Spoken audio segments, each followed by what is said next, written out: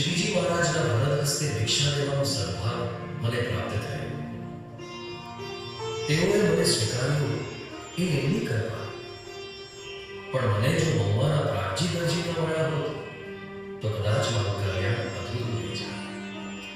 હા, એમણે જ મને મૂળ અક્ષર સ્વરૂપ ગુણાતીતાનંદ સ્વામીની યથાર્થ ઓળખાણ કરાઈ ને કલ્યાણ આડે રહેલી છેલ્લી તંદી પણ કાઢી નાખી. જોકે પહેલા તો હું આ વાતનો સખત વિરોધ કરનારો હતો.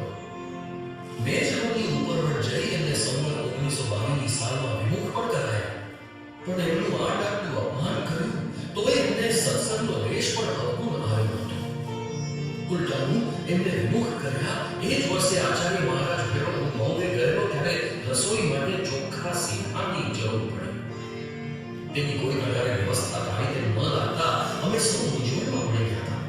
એ વખતે આ પ્રાચીએ ઘી, તેલ, લોટ, દાળ, ચોખા વગેરે સીધું અમને આલેલું ત્યારે અમને જમવા ભેગા થયા.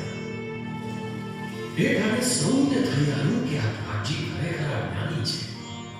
આપણે આટલું અપમાન કર્યું તો એ સર્વોપરી સેવા કર્યું. મંદિરે આવવાની બંધી કરી તો મંદિરની બહાર બેસીને પણ કથા વાર્તા સાંભળે. મહુવાના રોકાણ દરમિયાન જ એક રાત્રે મારા તંબુની બહાર આવીને એ બેઠે. હું લઘુશંકા કરવા બહાર આવ્યો ને મેં એમને જોયા. મેં પૂછ્યું કે વધારે?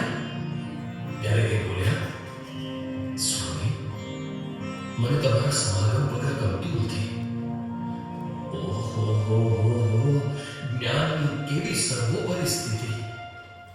મેં જેમને વિમુખ કરેલા તો એ મારો દેશ અવગુણ નહીં.